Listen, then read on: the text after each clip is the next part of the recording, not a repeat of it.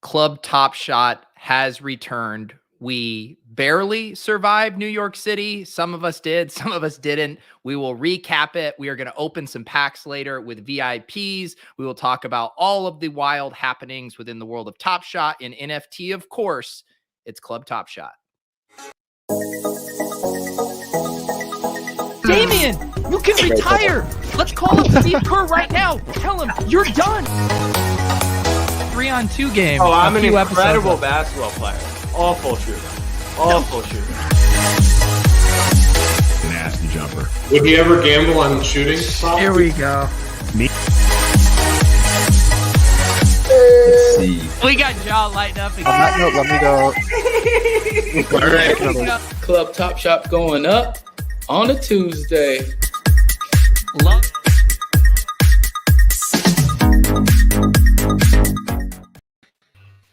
All right, Plunge is already setting lines over under 4.5 club members. Here's the deal. CSU Ram has promised us he's going to be here shortly. He's doing everything he can.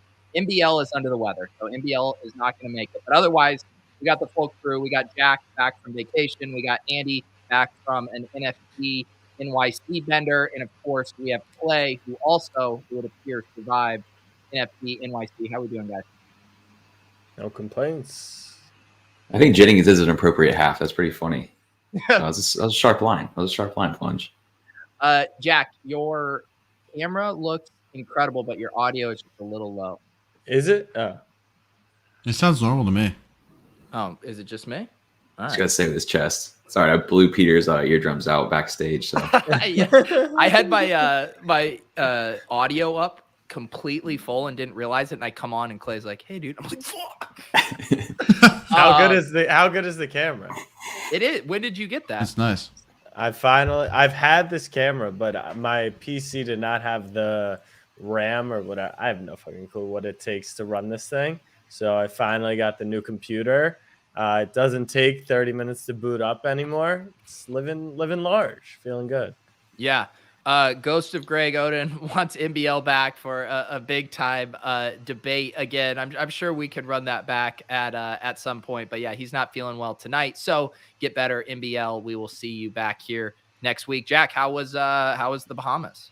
Bahamas was excellent. It's really like a dream vacation spot. They've got the sportsbook, the casino, beach, pool, food. It's pretty and it's really not far at all. It's pretty easy to get there. It was only 2.5 hours from New York, so that was good. It is extremely ridiculously expensive, like $6 for like a regular Dasani water bottle. I guess everything's imported, so not light on the bank account, but ETH was mooning while I was there, so you know it comes and it goes. But there you go. There you go. Yeah, and I was it didn't seem like you unplugged. It seems it was a little work, a little pleasure there. No, I mostly unplugged. I didn't tweet for like 3 days, or I tried not to. I didn't hear him his ass. Yeah, he wasn't acting in Slack. Yeah. He's on vacay vibes. It was the first time that I've truly taken a vacation since I started with Snapback. I had some people handling the account, and it was nice. It's still stressful to let go of the reins, but it was nice to finally get that vacation. It's really the first one true vacation since COVID, so I had a good time. Ready, feeling good. Fly back to Miami on Thursday for Ravens Dolphins, so back in the swing of things. Very nice, very nice. Andy, how you doing? Are you still sleepy from last week? I'm always sleepy. That's just part of it at this point. I'm all right. I lost my voice really bad last week. On Monday, I was just down tremendously all week. I was a groomsman in a wedding on Wednesday or on Friday, and I showed up and they're like, "Dude, what is wrong with your voice?" I was like, "Yeah, I'm just down bad, into crypto." But it was a really awesome week. I aped into Art Basel, however you pronounce it, in Miami at the beginning of December. So I'll be there for that now. It was really cool to meet a ton of people who I had only ever previously interacted with on Twitter and Discord. But I drank way too much. I ordered Taco Bell every single night at 2 a.m. It was great. Wait, hang on. I need to know truth from reality. How many nights did you actually order Taco Bell? So fun little bit.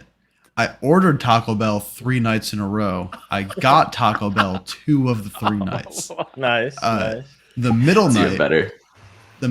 it's like, I don't know, 1:30 in the morning or something. We get back to our place, waiting for the Taco Bell, waiting for the Uber Eats. The guy's like at the Taco Bell, and I don't really like. I pretty indiscriminately just like pick whatever is closest. And so I guess it was a different Taco Bell than the one I had ordered from on Monday and Wednesday.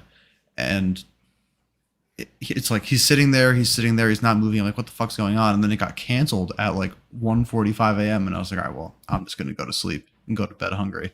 It's fine. But they got an email the next day that Taco Bell had shut down.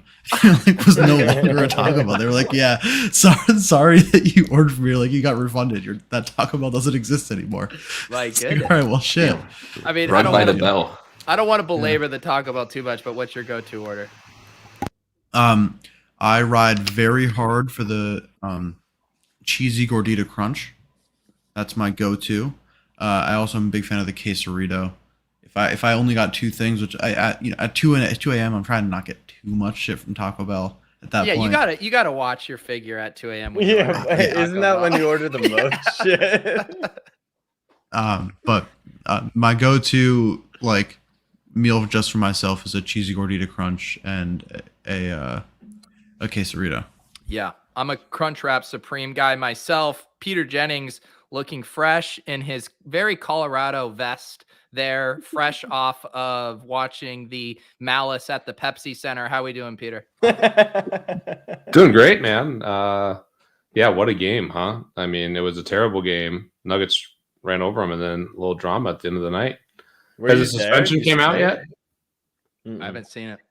We were playing dice, actually. We had a big group. My friend John Beaupre, we were celebrating his deep run. He got 3rd in the 25K PLO event. So a couple of us had pieces of him, and yeah, we had a great time. Celebrated his win. Wait, so you're at the suite at the Pepsi Center, and you were playing dice in the suite?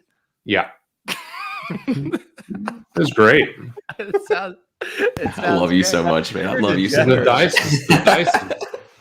dice is fun, man. And so you look up and you're like, oh, something crazy happened in the game.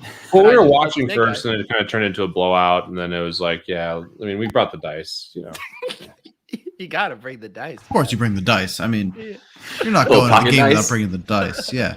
I'm rolling up to every single basketball game, and I got at least 2 dice in my pocket. Granted, they're D20s for D&D, so very different, but I'm coming that ready. heavy metal. What's the heavy metal you've been Yeah, buying? it's some tungsten D20s. No, it's like we got patted down going into the Top Shot event Monday night, and imagine Peter walking up like, "Sir, what's in your jacket?" Just some dice. Yeah, just some dice for the event. You know? Deck of cards. Yeah. I respect the deck of cards. That's a move. I should have dice on me. Yeah, this is Southern Highlands, Vegas vest, not even a Colorado vest, a Vegas vest. Pete, did you get any FOMO whatsoever from us out in New York for NFT event? Probably the peak FOMO was when you guys were at Jeremy's party. I would have definitely loved to be there. But other than that, That party was fucking insane. It was so crowded. Yeah, Crazy. Jeremy, classic. Yeah, I mean, it looked awesome. I was so tired. I've been just going a zillion miles an hour for what feels like a long time. So I was missing it, but it was yeah. I caught a lot online, and yeah, I guess the biggest FOMO where I definitely wish I was there was Jeremy's party, seeing you guys. The Jeremy's party thing, it was too packed, and I probably sound like such a boomer saying that, but no, I'll say it with you. The house is like badass. If you had like 20 people there, it is not conducive to a 250 person party. Although, yeah, I mean, we showed up and like I saw Jack, and I couldn't even get to him to say hello. I just saw his face, and I was like, "Oh, there's Jack." The fact that Baron Davis was DJing was just the most amazing. Absurd thing ever. I missed that. I didn't even put that together, honestly, until later that night after we had left. I was like watching Instagram stories. I was like, "Oh yeah, that was Baron Davis." Wow. Yeah. Apparently transitioning into a new career. So if you're throwing a party in New York, Baron Davis is apparently available. All right, Clay, how was your NFT week? I mean, it was a zoovie. Like, it really was. Like, the whole time was just go mode. What is that word? Wait, I was going to let that go too, but what? Is it like a zoo and a movie combined? Yeah, come on, guys. Come on. Wow. Wait, is that actually what it aware of is? that. Yeah. Yeah, it was lit. It was a good you I time. don't know if you're being 16 serious years or not. Where do For you the get record, these I have no words? idea if you're Tapped being in, serious. Yeah, now Clay is like the young one. I'm the boomer now. I don't know what a Zuvi is. Yeah, Jack Maybe goes tapped in. retired Wait, vacations to the Zumi Bahamas. or Zubi? Right. No, Zuvi. Zuvi. Like Zuvi. movie. Zuvi. Zuvi. Like a movie, Movie. but it's Zuvi, wilder. baby. So it's like a Okay. Zuvi. Andy, of all Even people, I feel Andy like you would have feels known that old one. right now. I know, that's wild. The one that missed Andy. That I might have to reevaluate a little bit, but no, it was a good time. I mean, the whole time was amazing. The Top Shot party was a lot of fun. Getting to see a lot of people there. We had the nice DJ party Monday night, which was absolutely vibe. Had a great time. Ja was in the house, which is cool to see him again from Club Top Shot. Had Tiki there. He's the team with Jack and I. So it was a blast. A great turnout. The whole time people were there. It was great having you guys there come through. And I feel like Andy was my great white buffalo the whole week because it was like every day we were texted trying to like link up, like, hey, yeah, we're gonna be this place, we're gonna be this place, and we would just be like in passing, like, no, I'll try to see you tomorrow. Like, good luck, man.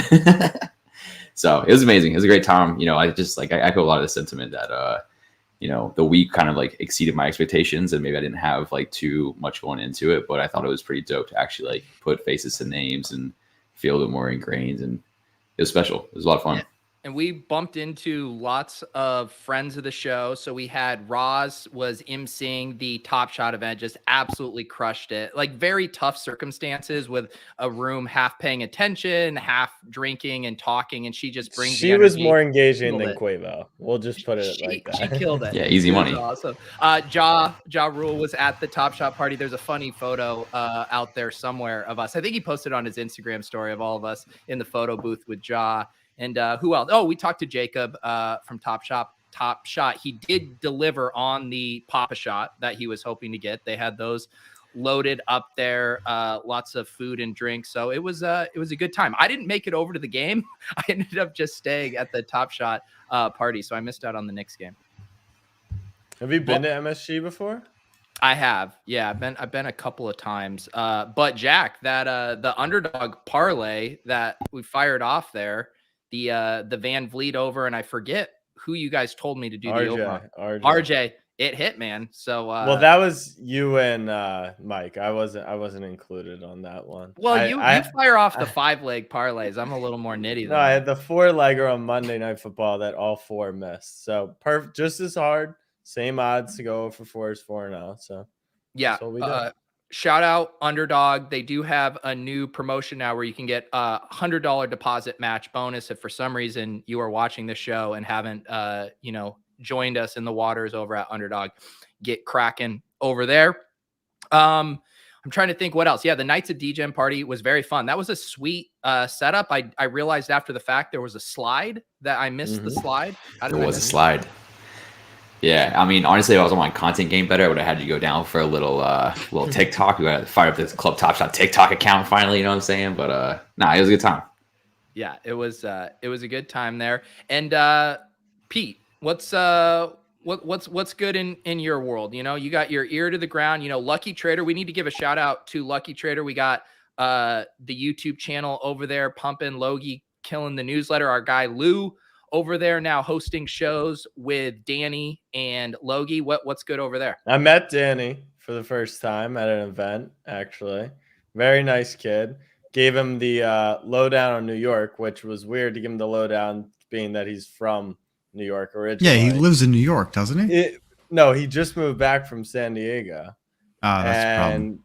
And I was like, oh, where are you living? He was like, Midtown. I'm like, oof.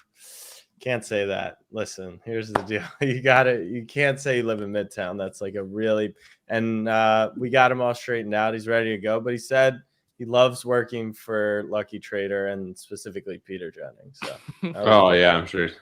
Lucky Trader's going great. Obviously we have a little bit of a NFT, it's a small period of time, but a bear market recently, but our traffic's going well, and there's a lot of stuff we want to innovate on, and really happy with the team, and my world's mostly the same. I mean, the thing I'm spending a lot of time on now, and I actually wanted to get Andy's perspective. I've been pretty active in the DeFi streets for a while now. That was kind of where I was spending more time, I guess, in February, March, and then kind of set stuff up to just run. But I'd say the last like couple months, like the Avalanche stuff is really interesting.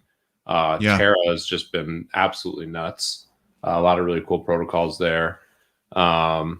So yeah, I've been spending a lot of time in the DeFi streets, and I'm curious. I don't know, Andy, what's your view on, obviously when crypto prices are going up, that's been, I guess, not ideal for NFTs in some ways, but the blue chip stuff's still doing well. But it does seem like a lot of the DeFi things are doing really well.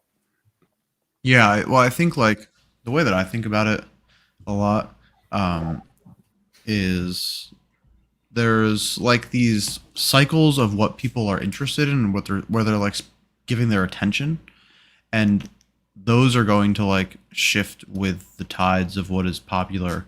And so like it was NFTs, and now it's like Ponzi schemes, which is a fucking blast. They're great. Can't recommend Ponzi schemes enough. Ponzi schemes are great, especially if you're early on the Ponzi schemes. What was the screenshot you had with like 600 billion API or whatever? Yeah, it was good. It's I don't even know what it's called. It's some Invictus Finance. It's like something on Solana. I bought a bunch of the dog coin on Solana, Samo, and I converted that into Invictus Finance. It's been great. Big fan. I have no idea what it does really, but it's very cult-like. Like their Twitter is weird. It's really weird. I had to like have one of my employees send me like the password to the website at one point.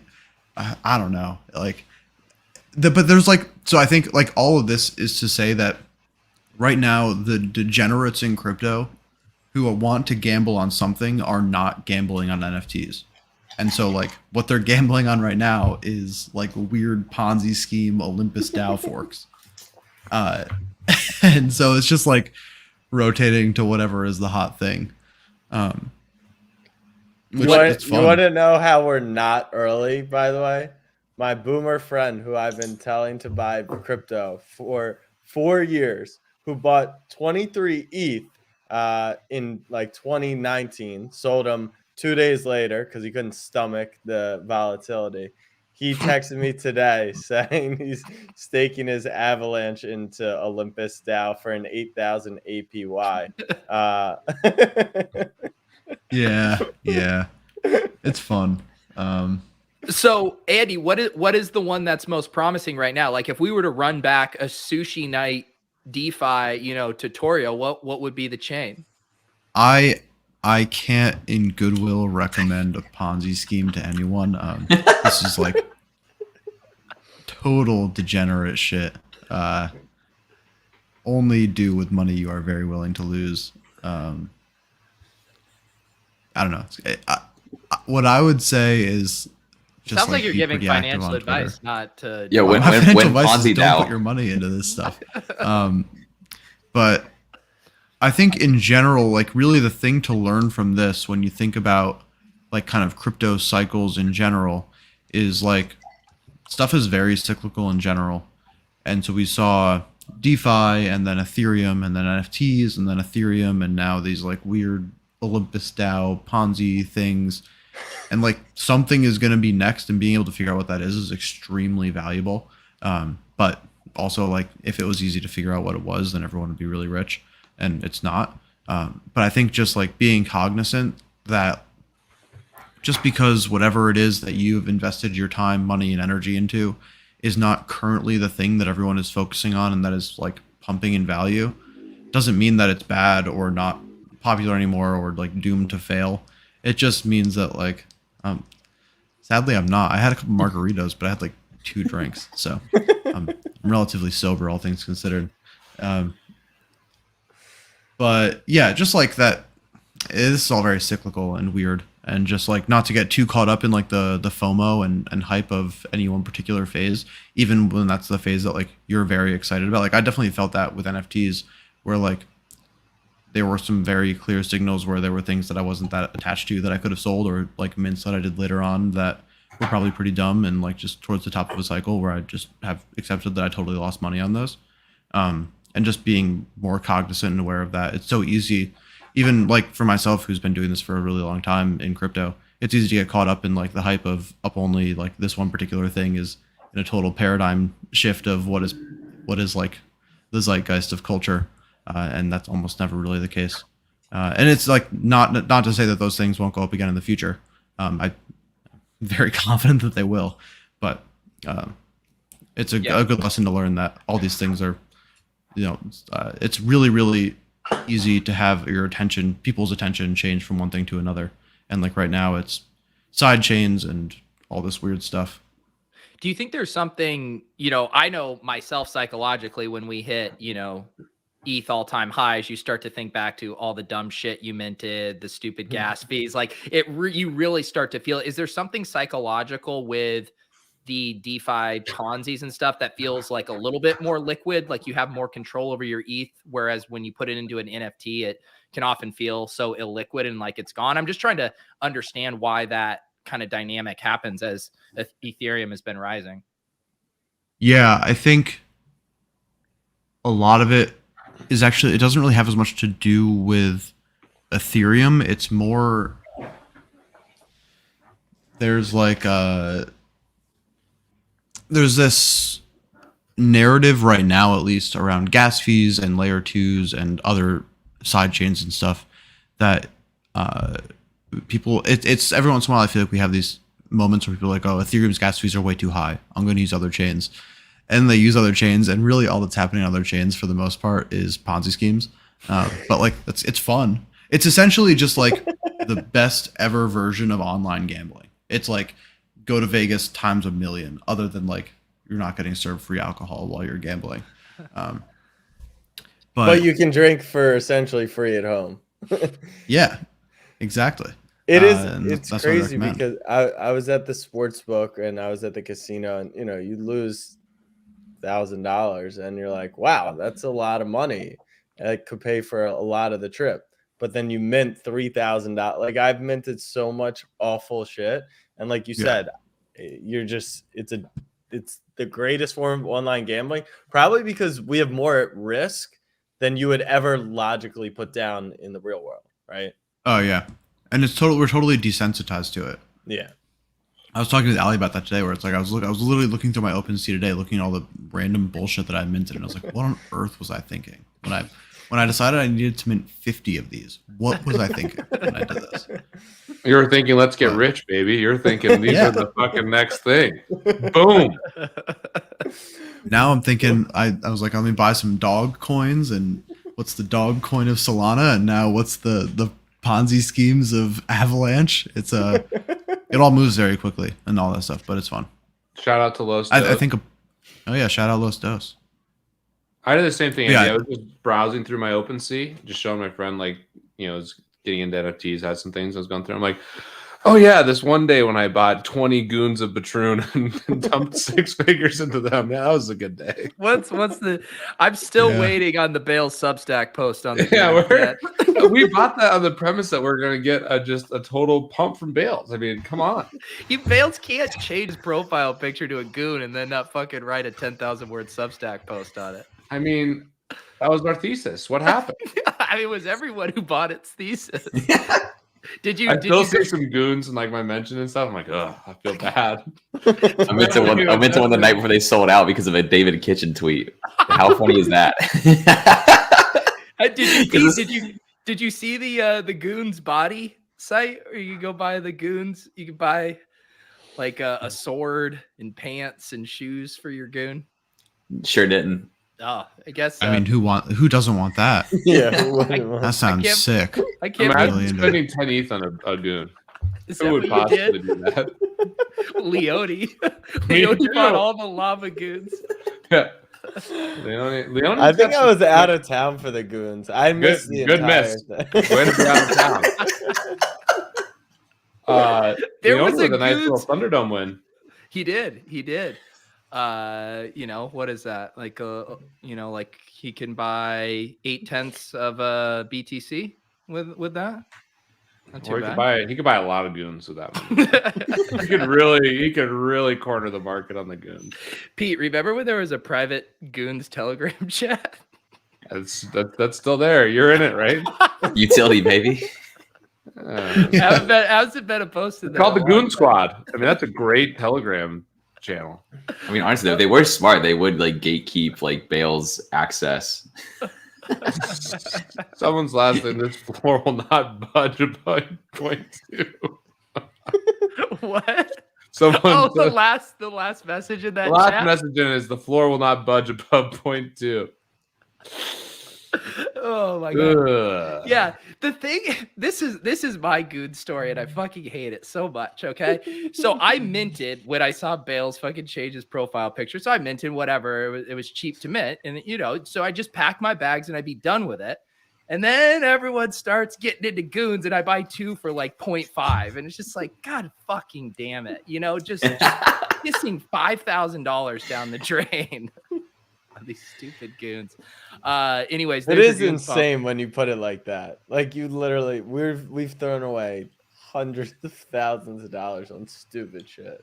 Oh, let's get. But you're not giving yourself any credit for the stuff that's done well either. That's the thing. You Well, can play no, that. You can play a game both ways. It's like, oh, look at this great investment that I made, or what this thing ripped, and then you can look at all the trash. And to Andy's point, it's the best casino in the world. Or you hit the lotto on a rare shroot. All right, I need you guys to answer this. Jennings, you have to answer last because you'll be heavily biased. I was playing craps with my girlfriend yesterday. It was our first time.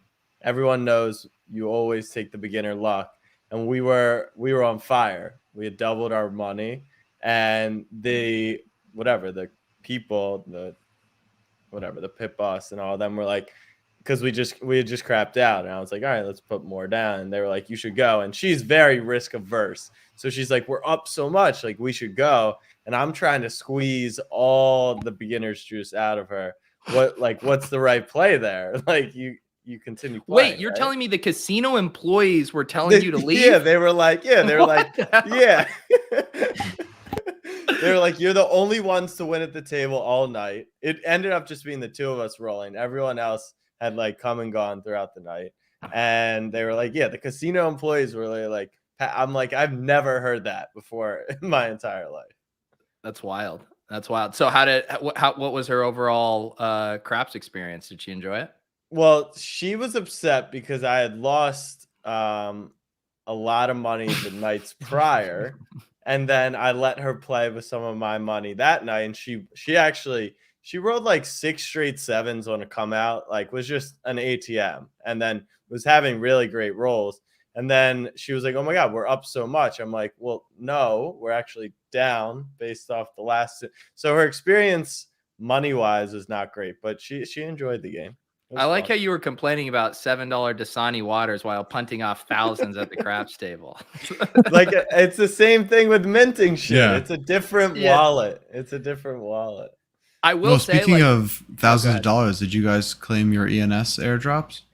Yeah, and I got rugged somehow on that. How do I end up with 34 fucking tokens? You got 34 tokens? You only got 34? How do you what? I bought it the day before the snapshot for an hour. Like, how do you even get? When did you buy yours? So I didn't buy mine actually. Oh, okay. I was. The man's complaining about something he didn't even buy. I was gifted the ENS, and it's set up, and I've had it for a few months now. How do you end up with 34 fucking tokens? You think the guy who bought it for me? I don't even know who bought it for me. A friendly person. I think they watched Club Top Shot. And for a while, we couldn't reroute the ETH address. So if anyone had found my ENS, they were still sending them money.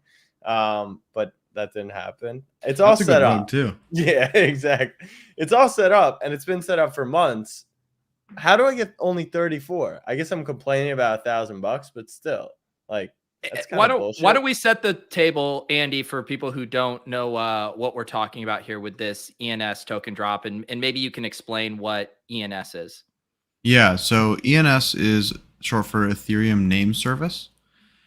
It's like DNS, which is Domain Name Service, but for Ethereum. It's essentially like a name registry for Ethereum addresses, so you can like map your long, ugly Ethereum address to a name. So, for example, I have Andy8052.eth, or like Jack could buy jacksettlement.eth or whatever. I have it. It's fucking registered. It's worth 34 tokens. Jack can get 34 tokens for that.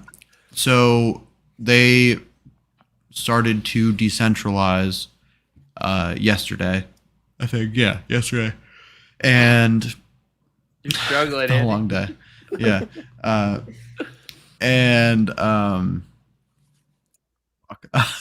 This is for decentralized yesterday. ENS. They released a token. You could claim it based on the ENSs that you own. What's interesting about it, some people are mad because they like explicitly did not give people who squatted a lot of ENS names a lot of tokens.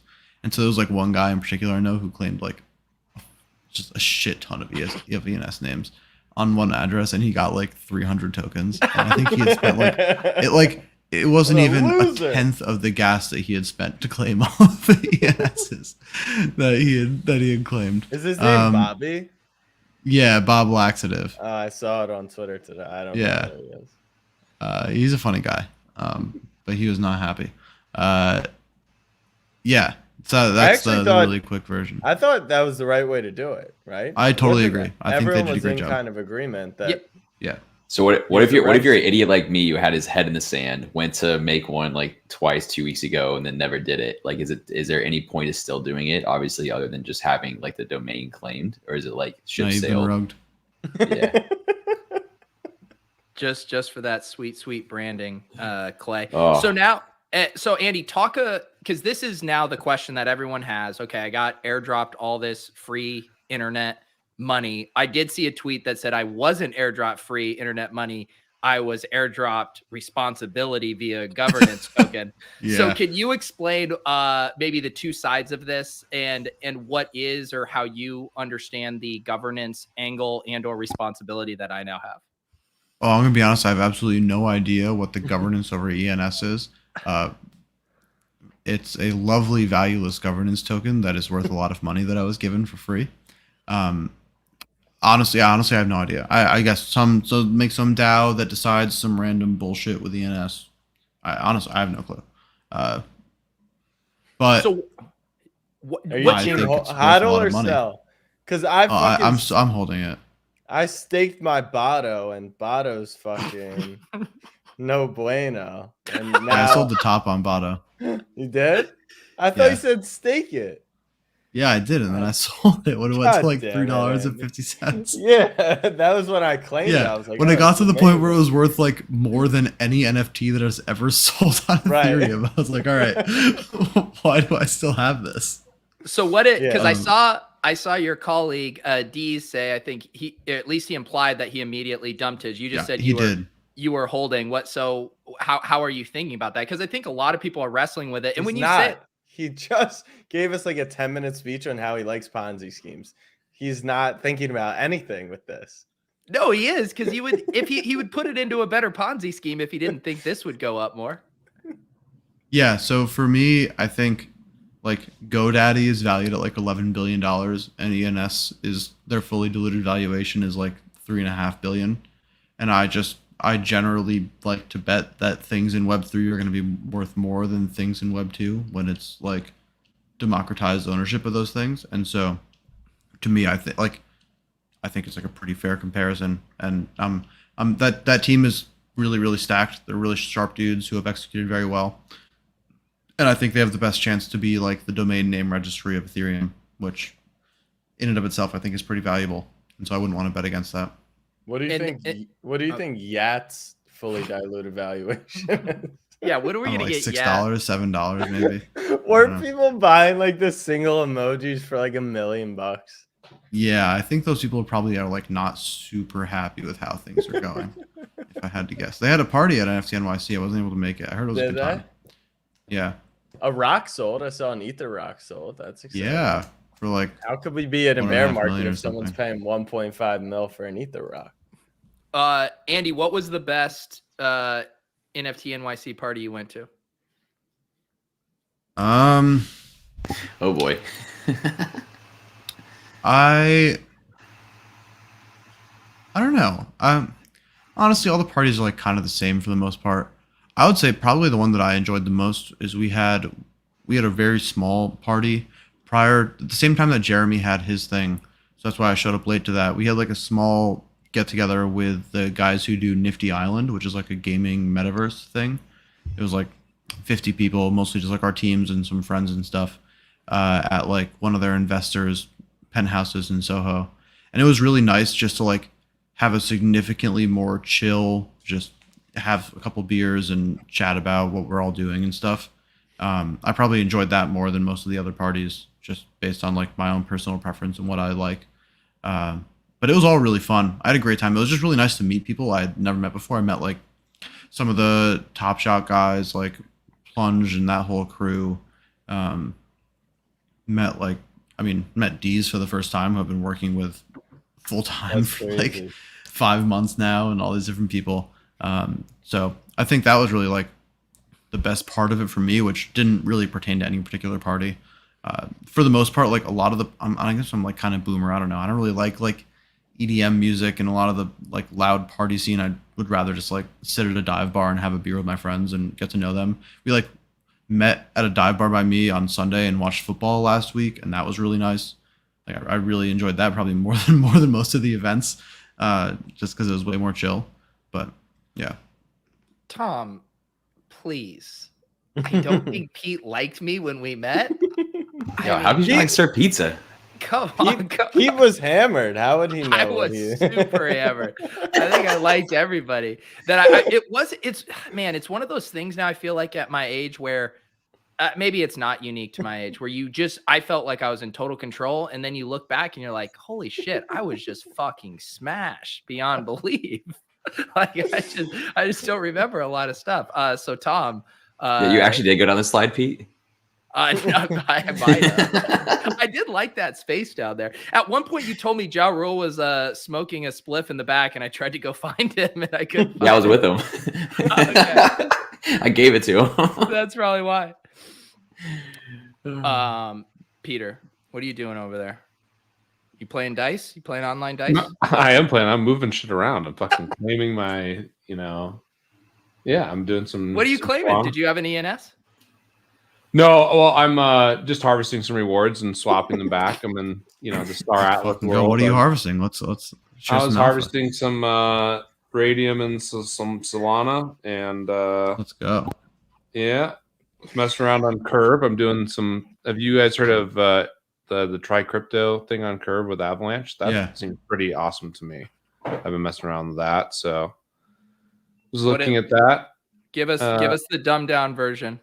This is cool because it's basically a pool that's a third stable tokens, a third wrapped Bitcoin, and a third ETH, and it's constantly rebalancing. But if you have it on Avalanche, you're getting paid Curve and wrapped Avalanche as well. So to me, that seems pretty great.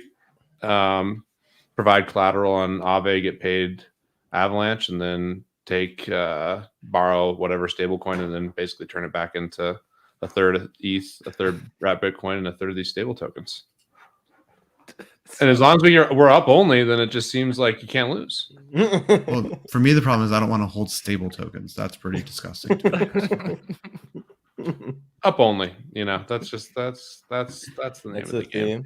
I love how Pete is just over here degenning, and then Andy still finds a way to shame him for having a third stable coin or whatever. I'm blasting out. It just seems great. I mean, the whole thing is perfect. It's a good time. I love a good farm. Yeah, it's really Andy. What's better, the NFT bull runs or a DeFi summer? Oh, so they're totally different.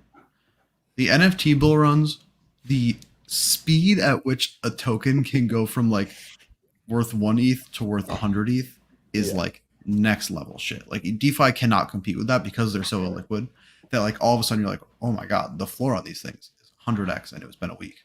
The DeFi summer stuff is crazy because like it just doesn't stop. Like in the same way people felt like they were aping into a lot of NFT mints, it's like that times 100 when it comes to DeFi stuff. You're just playing because like you don't need to spend time making artwork. That whole side of things is just like not a part of it.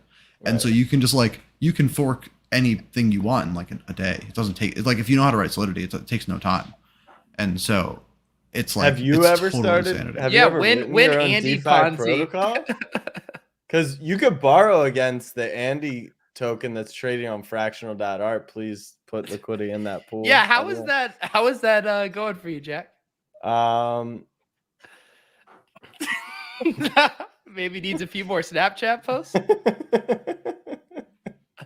I was waiting on Andy's shit post to pump it. Same as the Goons thesis. You're too reliant on one key influencer in the space, and sometimes it doesn't pan Key out. influencer.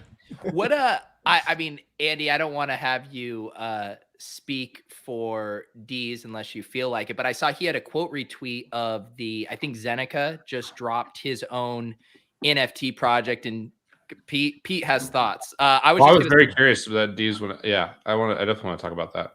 Yeah, so I'll just give the high level stuff. Zeneca, who influencer in the space, launching his own NFT project. D's kind of implying that it was, these guys just spinning up projects and people almost thanking them for, putting them on to NFTs early on in the cycle. And now they're kind of milking, these fans, for money with some kind of empty NFT project. Did I get that right, Andy? Yeah, I think so. To be honest, I don't have the full context of a lot of it. But yeah, I think that's the case. To be honest, I don't really know Zeneca at all. I don't think I've ever interacted with them personally. So I don't have nearly as strong of feelings as D's, but I also generally trust D's as his judgment of character. But yeah, I don't really know too much about it, to be honest. Yeah, and there's been a couple things like that. I think her name is Art Chick, and she had started an NFT drop, and the goal of the NFT was basically more transparent shilling for influencers or something. And it was like a 1 ETH price point, and it was just basically there's a lot of shilling that goes on behind closed doors. Let's bring it to the forefront, and then you pay me to shill your project on the blockchain. I think I might be talking out of school, but it seems like the influencers in the NFT bear market are starting to spin up their own projects. Yeah. Also, I should say I saw one of the comments ask about this. I was wrong. My favorite party was, and this is gonna sound very much man of the people. I got to listen to the Wu-Tang album. Oh my god! And it was fucking crazy. It was a Zoovie, as the kids would say. Yeah, it was a Zoovie. Well, Andy, tell the people which Wu-Tang album this is, because this isn't any old ordinary Wu-Tang album. So this is the One of One Once Upon a Time in Shaolin album. So we had a private listening event with security and all that, and everyone got patted down. Any electronics had to be kept out of the room in a noise canceling room and everything, and it was 30 people. We got to listen to the whole album. It was 2.5 hours long. It was really, really sick. That's great. And let people know how that went down with you guys being able to acquire that. Because I remember seeing you tweeting, but I still don't necessarily know how that sausage got made or how your DAO was able to be the ones that got the inside track for that. And how do they write that for you guys?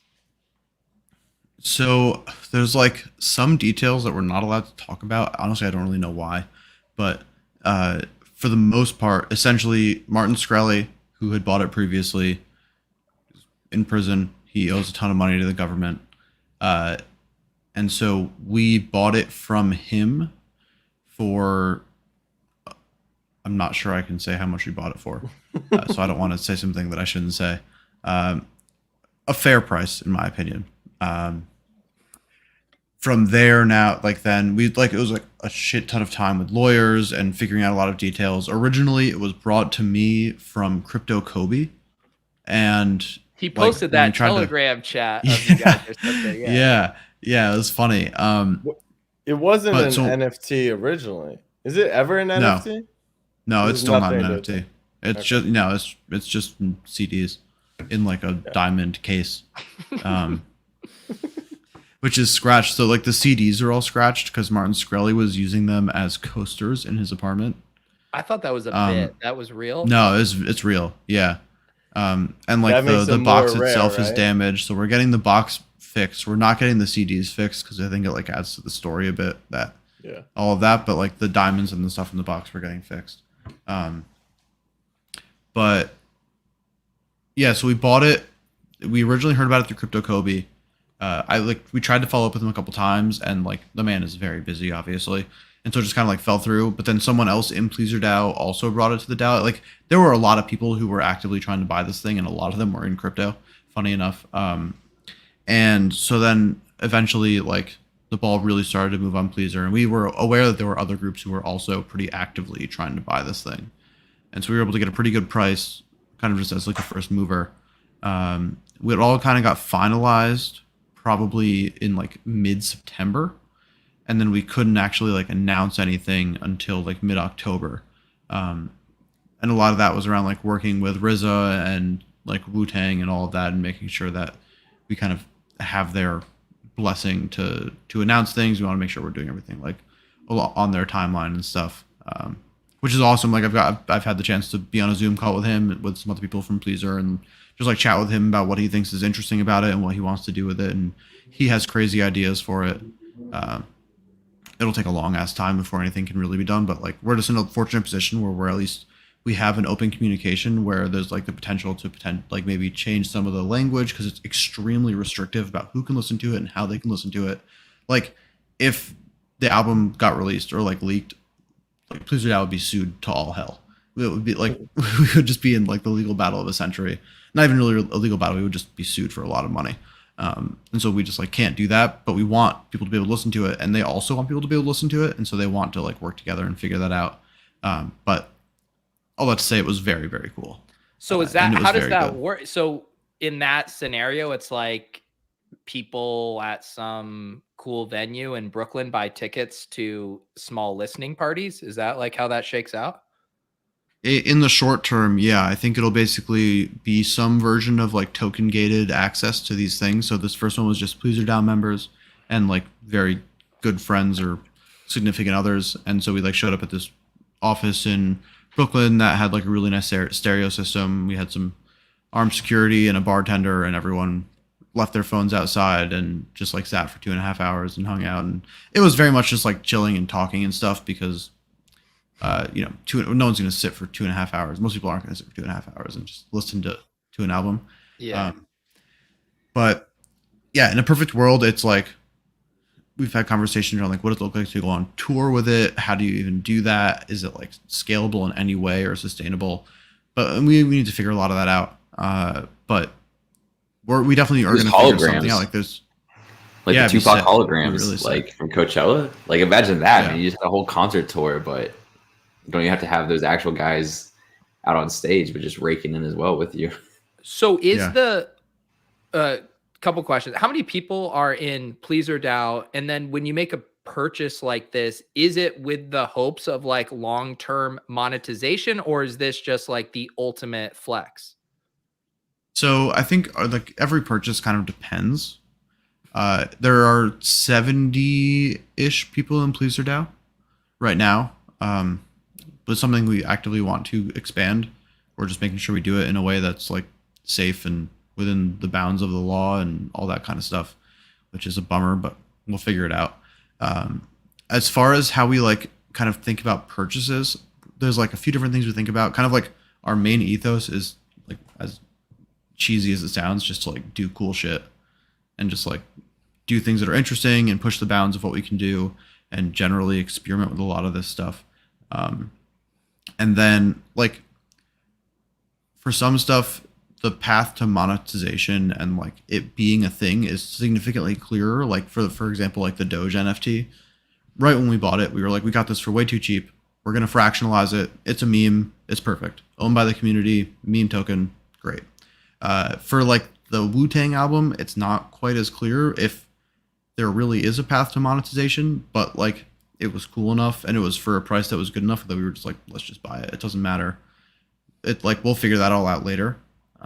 So it's pretty nebulous. Like we've been talking about buying some other like real life artwork and stuff and lending it to museums potentially, or doing different things. It's like, we don't necessarily have a super strict guidelines of we have to do X, Y, and Z. We have to have this amount of expected return in this amount of time.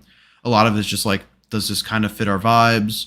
We like when money goes to charity. This obviously didn't, but like it filled a lot of other things. And so for the most part, we just kind of like vote on stuff. We're like, So people will bring stuff. We'll vote. Like we vote no on a lot of things. We probably vote no on buying things more than we vote yes. People someone will bring something and be like, hey, I think this is interesting. Do we want to buy it? And we'll just vote on it and kind of like have a conversation people are from in there. the DAO? It's like 70, 75-ish. And is it Not everyone's like, super active. Are you guys like legal, like have paperwork and everything, or it's more just like crypto? It's in vibes? progress. That's all in progress. All right. Clay, do you know that you're sharing the screen? Oh. Yeah, I'm just breaking some news, but I didn't want to interrupt the story. All right. First of all, your DMs are up. Second of all, dark mode Twitter is coming after you. So just Joseph a few little. You gotta be a pro Thank you, screen thank share you. here. Appreciate it.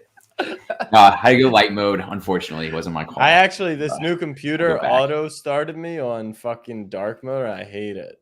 It's terrible. Twitter dark mode is It's disgusting. horrible. If you use that, you have a horrible taste. What are you on Underdog, Andy? Light mode. I have one phone on light and one on dark actually. I like light mode. Jack 2 phone settlement. So No, what it's was so it, tilting. Clay? I was having Joker's suspended one game. Markieff Morris fined 50 grand, no game. Yeah, the light mode is a tough scene as a fellow dark mode guy, but it was out of my control. He was forced, kept sending these reports in with dark mode screenshots and wasn't coming through on email, so I had to switch over and I haven't flipped back. But yeah, one game for Joker. What do you think, Jennings? Does that feel appropriate? I mean, it was a Boots pretty on the ground. Morris. I mean, Morris is not getting suspended. I mean, Morris's hit right before the play was dirty as hell too.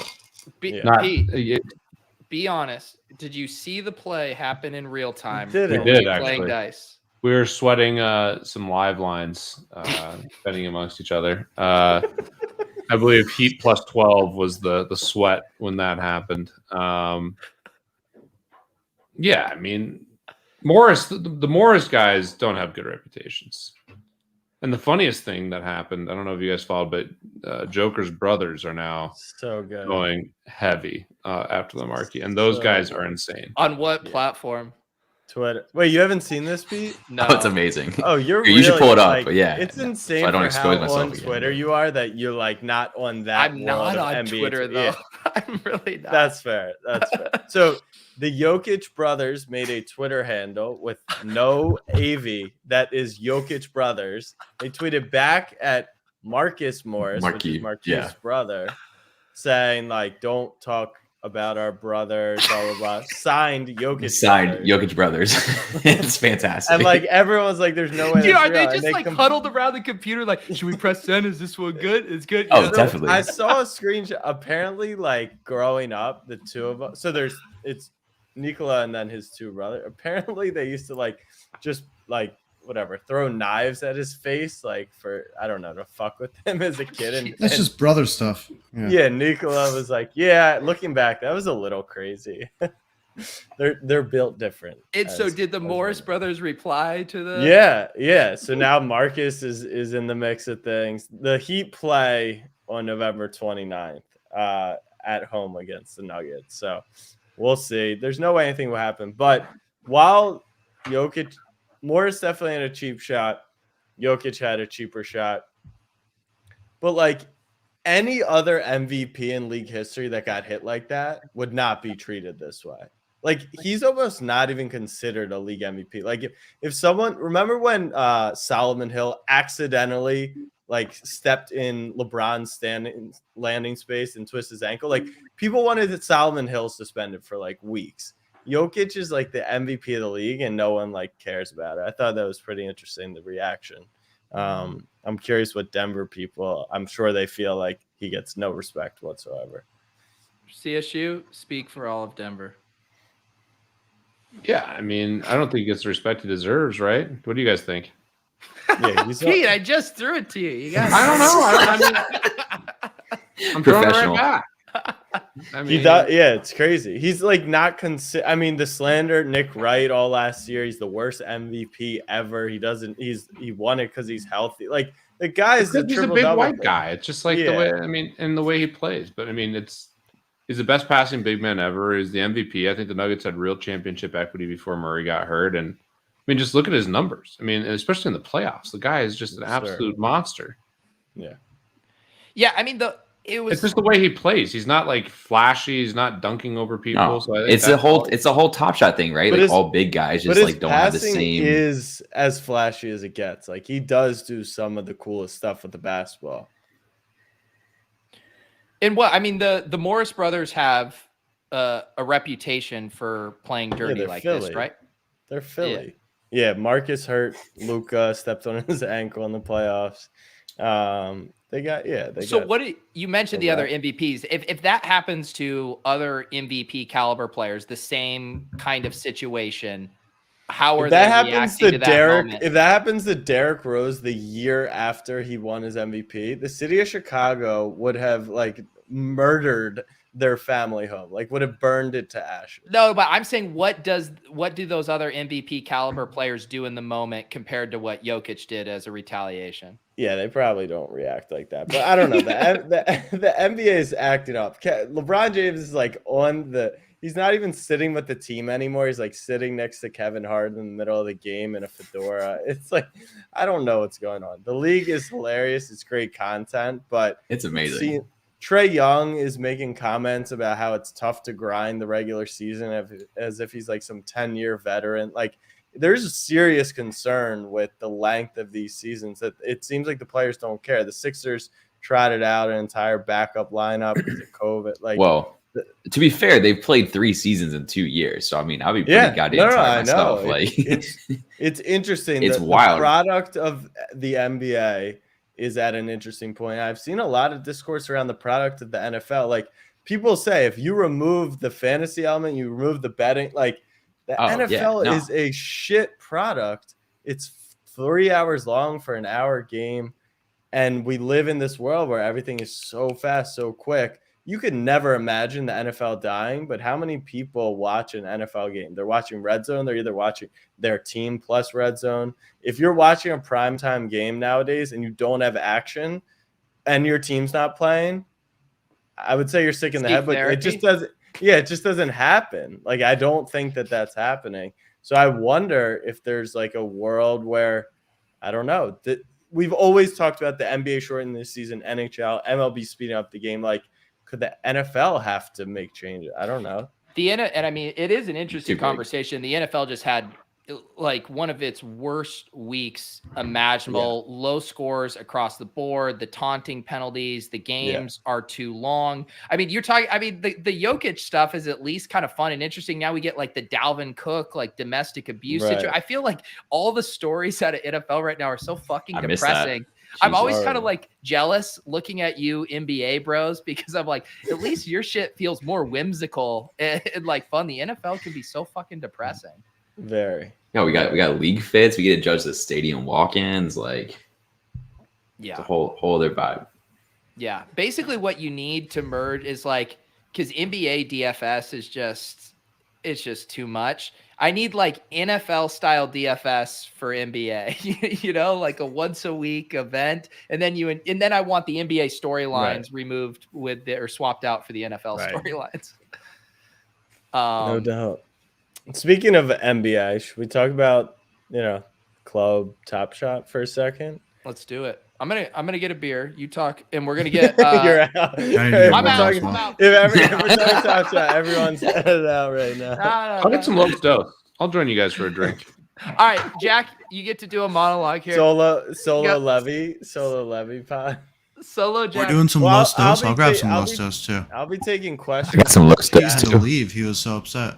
Anyone who has questions about the product, better known as NBA Top Shot, via Dapper Labs, you can ask about the NFL. You can ask about Rakeback, when Rakeback. You can ask about La Liga, UFC. Remember when they had the UFC rights?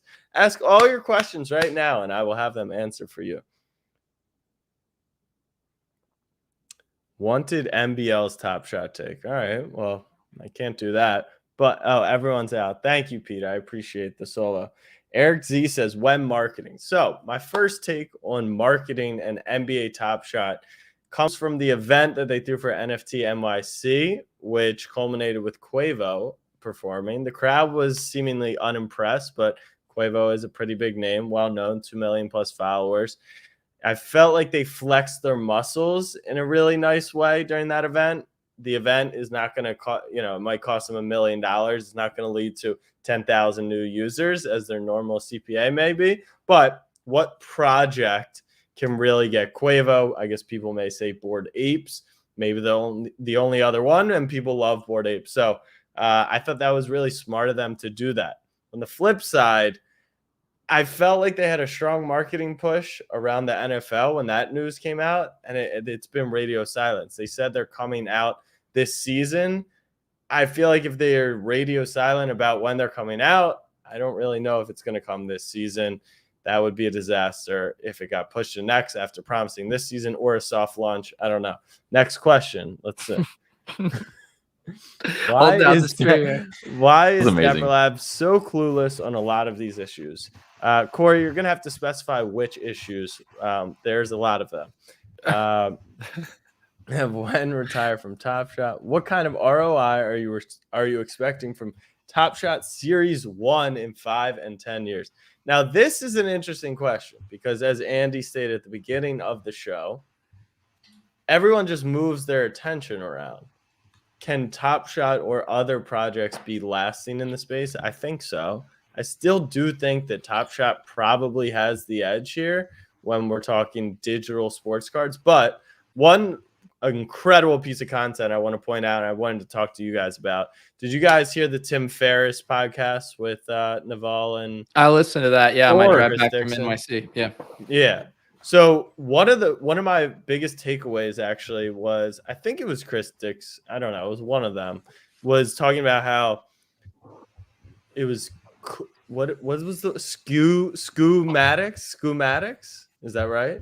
That sounds right. Yeah. Okay, we'll go with that. Schematics. It's this idea that when you try and just build essentially the same shit that was built in Web 2 into Web 3, that's not the stuff you want to be a part of. It's the new innovations for Web 3. So what made me think is like, all right, I do think that Top Shot probably has the edge in digital trading cards, but is that even what we want, or is that what's going to be like a huge success for Web 3?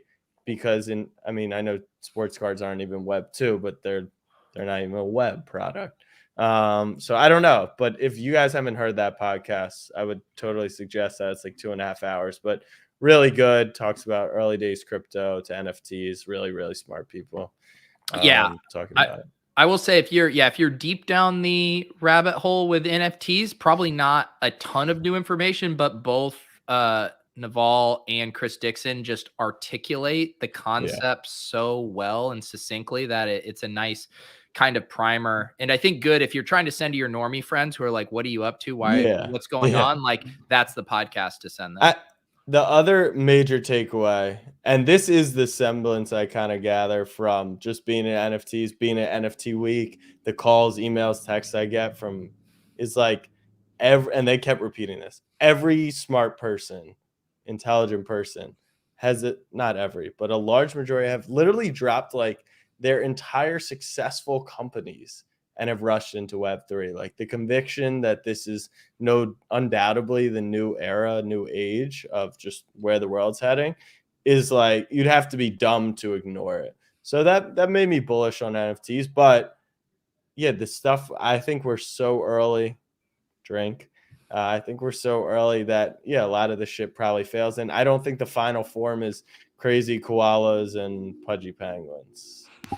I don't know if anyone listened to the spaces the other day that Bobby Hundreds hosted for Out of Bob Squad and Gary Vee tapped into. And I listened to a good bit of it. I actually thought it was like pretty, like, I really like what Gary said. You say what you want about him, but I thought, his take was incredibly sharp. And a lot of what he was saying is kind of like going into this period of, I guess you call it like a little bit of a market correction, but just like, how much of what's happened over the last few months, like, is sustainable. And like, as you take a look at NFT projects, like looking for more of the signs and of like, who the team is and like what they're building and like what the utility is, and not just like the focus on a floor price. And like a lot of things that we talked about on here, to be honest, and, conversation we've had like privately and on the club, but I thought it was like really, really good sentiment. Like he was basically like, you know, kind of like if you tapped in, I guess like a lot of people would be like, maybe it sounds like kind of bullish or sorry, kind of bearish. But like my opinion was actually like, no, this is like a healthy dialogue, Where healthy was conversation. Like it was on Twitter Spaces. I think they recorded it, so it's probably posted on the Atom Bomb Squad page. Gotcha. But definitely encourage checking that out too if you can find a clipping of that. It was not super long, but it was a very healthy perspective in my opinion, talking about like, you know, you got to think strategically here because it's not the same, you know, space that it was 3 months ago. It's not the same space it was 6 months ago. You know, things have changed these cycles, you know, kind of ebb and flow, obviously, but there's things that we like take out of them. And that part of that is like assessing what is here for the long haul, what's here for the long term versus what was, you know, a pump and dump scheme. That also reminds me, I feel like we should do a Club Top Shot Twitter Spaces show sometime, even if it replaced the video show. I don't know. I feel like I want to do more spaces. I haven't dabbled too much. I feel like it might be fun. I heard the Clubhouse is actually the place to be for Treehouse. If we want to grow the show, it would just be to get on Clubhouse all together. No, I thought about we should have done one at Jeremy's party. It would have been so perfect. Oh, I mean, you know, could I have talked to Woj on Clubhouse? Yes, but was I on the right side of Clubhouse history? Clearly. Hey, let's give a little cheers in, fellas. Yeah, what are we drinking? I mean, I'm drinking Los Dos. You doing Los Dos, baby? What'd you make there, Andy? This is tequila and water. That's my drink. That's a Jack Specialman.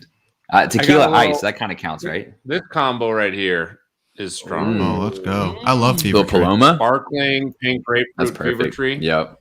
And then also on the shot glass. This is old school. Oh, baby. FanDuel Championship 2016. Love it. Hopefully that brings us some good luck. I don't remember what happened in 2016.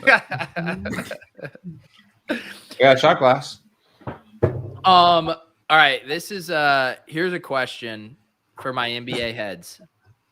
And I have this same question. I was actually laying awake last night in bed, wondering if anyone had thoughts on Evan Mobley on NBA Twitter. First moment potential.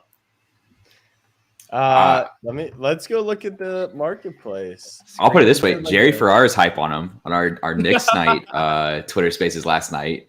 He came up; he's a big topic of conversation. Like I know him strictly through DFS. I wasn't very familiar with him coming. Jerry Ferrara, I know him strictly from audio. Well played. Mobley, that is.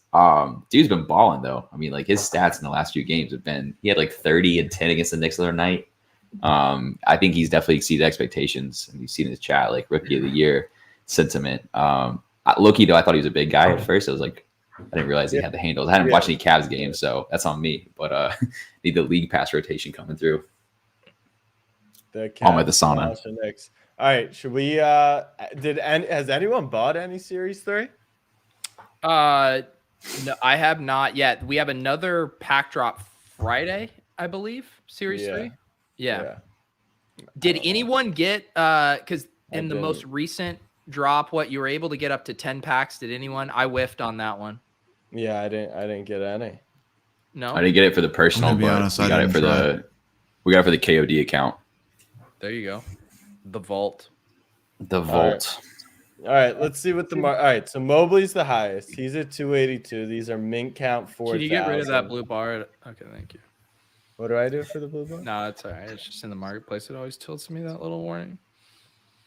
All right, so this is as normal. It looks like they're not all released, right? So 282 for Mobley with something like, I don't know, 1,500 released. We look at the LaMelo. How do I get the Series 2? How do you work this thing?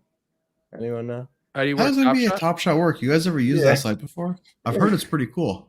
Jack, this is the blue. I need you to close out that challenge rewards. I was just trying to keep everyone updated on this. Is worse than Clay's light mode. How do you do? You doing my DMs, Pete? All right, DMs Drew. I sent you something foul before the show, and I was worried of getting canceled. Rookie. All right, so outside the LaMelo cool cat, here we go. LaMelo is 800. Mobley was what, 240? Edwards 450, but fully released. Halliburton 250. So I guess the question would be: is Evan Mobley better than Tyrese Halliburton? Oh no, People know the answer to that question. I don't, Andy. I legitimately don't. Will you tell me? It seems that consensus would be that Mobley's a better prospect at this moment in time. Really? Yeah. Oh yeah. I guess that's fair. I can't What believe about you guys the are Wiseman? flooding. He's probably way bigger than Wiseman at this point. I mean, right? Wiseman was the worst player in the NBA last year. Right. Tyrese Maxey at 200. You're not wrong. Imagine taking Wiseman over LaMelo. Crazy. Yeah, isn't that wild, man? Imagine the Warriors with LaMelo.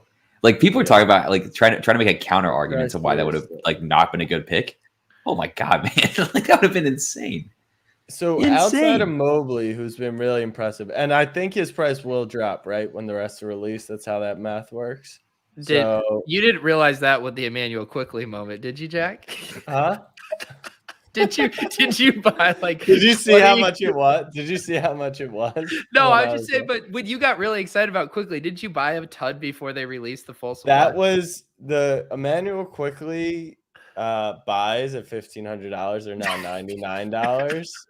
Bro, tax harvesting? Are you serious? No, that was like peak euphoria of Top Shot. That was All-Star Weekend. That was All-Star Weekend. Oh yeah, I bought the top on some All-Star moments. All right, Davion Mitchell. He has the coolest nickname in the NBA. Anyone know what it is? I do not. Baby Spider. I'm begging you to tell me. I forget, but it's sick. Wait for the chat. No, I'm being That's serious. dope, man. I think Yeah, it's like, nickname's such a Zuby, bro. What is it? Everyone in the chat. What is it? Everyone knows it. It seems like no one knows it. Moses. Oh, only 6 rooks have. They say off night. Is that the name? Off night. Yeah. That's a pretty sick nickname. Yeah, like because he's the best defender. Hey, he's not the only one having an off night. You know what I'm saying? Of the rookies. Who else is? All right, who asked the question? Maybe the guy could river off night, but don't buy the Evan Mobley Top Shot moment yet. That would be my financial advice, not financial advice. It sounds like more are going to be released, and not much is going to change on Evan Mobley's stock, right, over the next few weeks. Although Colin Sexton is out for the Cavs. Moses Moody. Do you guys know the backstory of Moses Moody? Have you seen the Kendrick Perkins video? Mm-mm. Oh my God! You guys haven't pull that seen up, that? please. Yeah, pull that up, please. And I don't please, know and please share audio. Yeah, I hope He's gonna have to audio- re-screen share. Yeah. All right. I'll re. How do you get to YouTube on this device? Pete, when I talk about the NBA always being good content, this is from draft night, and this shit is Yeah. still relevant of like how amazing this was the All moment. right, hold on. Let me share with audio. Oh, I had audio share. Oh, my bad. You're already a pro. Yeah. All right. Listen up. This is ESPN's top NBA analyst, Kendrick Perkins. Klay Thompson, Steph Curry, 2 of the best to ever do it. When you look at Modi loses what he did. Moody. Holy shit! How insane is that? Hey, I'm playing him. Literally, can you guys hear it? Was it playing? I loud? could hear it. I couldn't see the video, but I could hear it. Okay. All right. There Hold you on. go. All right. Klay Thompson, Steph Curry, 2 of the best to ever do it. When you look at Modi loses what he did. Moses what he did in college for him being I gotta say, I love How that insane commitment. is that? The man would not give up. One more time. I need He it. would not give up. I need it. Klay Thompson, Steph Curry, 2 of the best to ever do it. When you look at Moses what he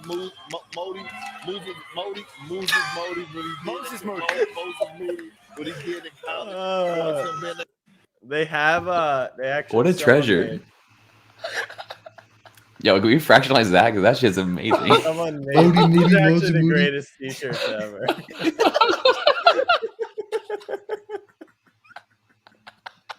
Modi losing. He was doing some kind of jigsaw puzzle and tried to put every possible combination of names. Oh, it's so good. Carry on. Shit. That's what you get, Pete, when you hang out on NBA Twitter. It's high quality content So- like that.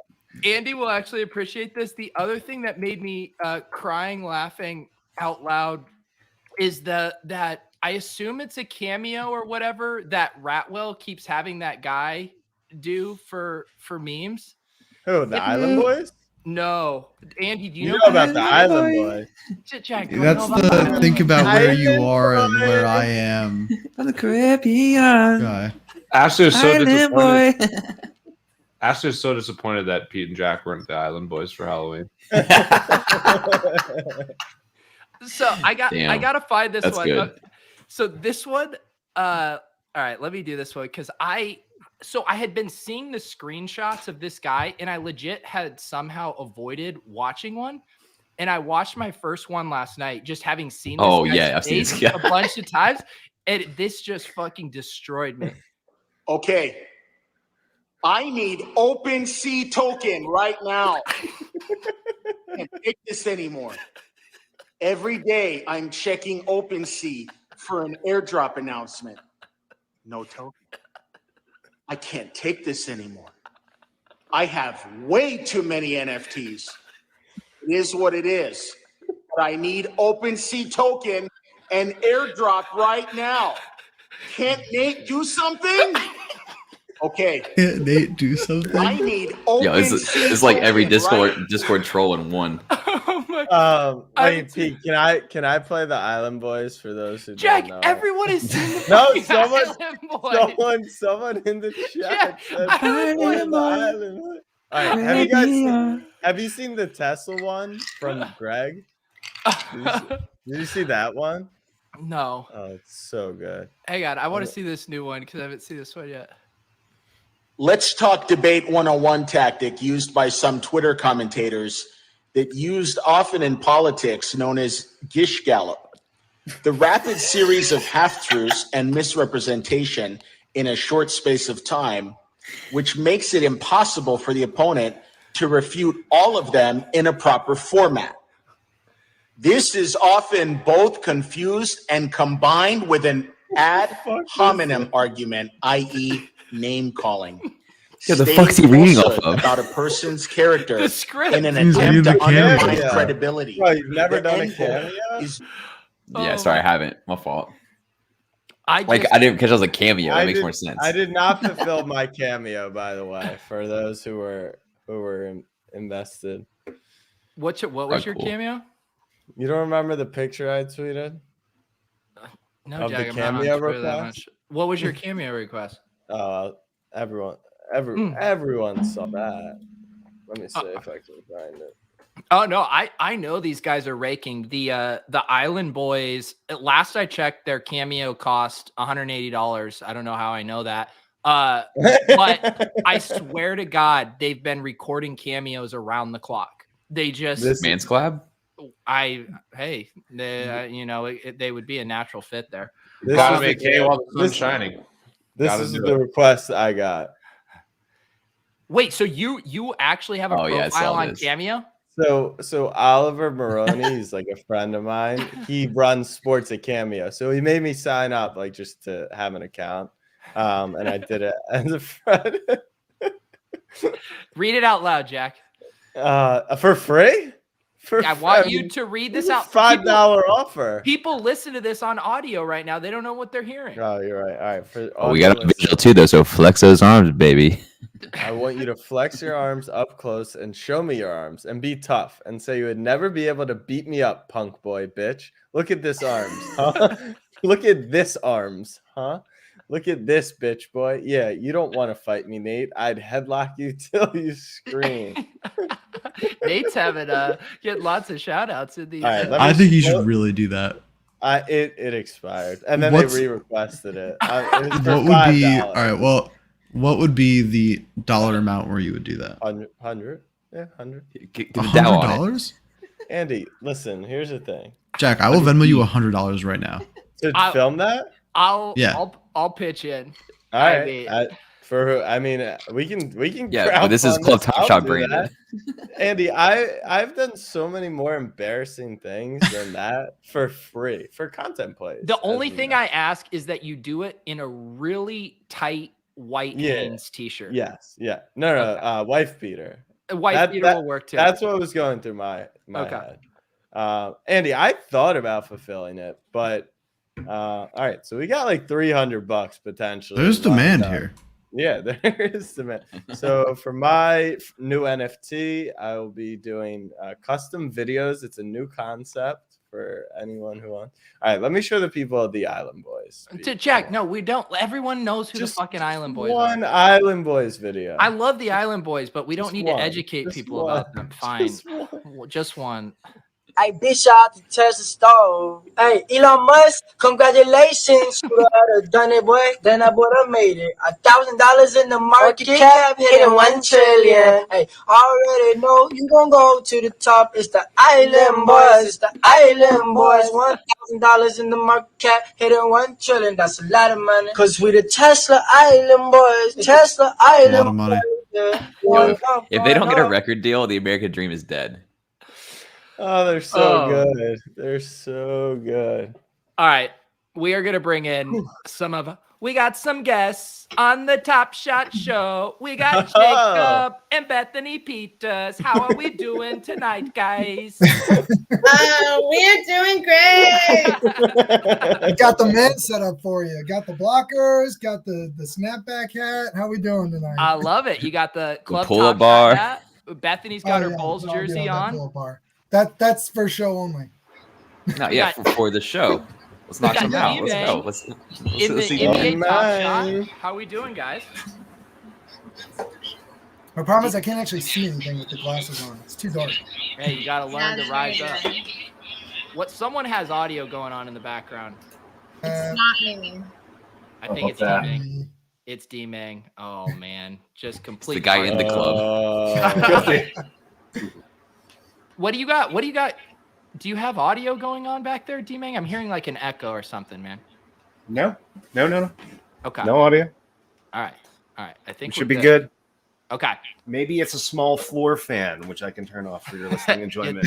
Get that floor fan off, man. Those things destroy shows. Oh, 2,300 ETH bid for an alien. Nice. That's been popping around, that same ETH bid. No one's going to accept that. What number would you accept? I don't know. A lot. A lot of Olympus DAO tokens. Is the ETH or a Ponzi token? Let's go around the horn. Jacob, how have you been? Did I see that you are a moderator in the Lucky Trader Discord? Yeah, I work for Jennings now, I guess, technically speaking. Peter, would you like to do a performance review? A+. Yes. Is this overtime pay? The best boss. Is this considered as overtime pay, maybe? I think so. Ask the master. Awkward. Sorry, I put someone on the spot. Yeah, no, they posted on, I guess it was Bill posted on Twitter that they were looking for moderators, and I'm like, well, here's a way to get more involved in the NFT community, and so I reached out and had an interview, and he's like, yeah, let's get you on the team.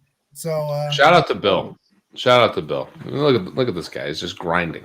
That's yeah, awesome. and then it was funny because like during the interview we're just like chatting and he mentions Lou. Somehow like Club NGMI came up or something, and he's like, "Well, Lou's coming to work for us." I was like, "Wait, what?" I had no idea. Lou? What's a Lou? Lou was actually going full time over there. So he and I have been chatting. Yes, in this economy.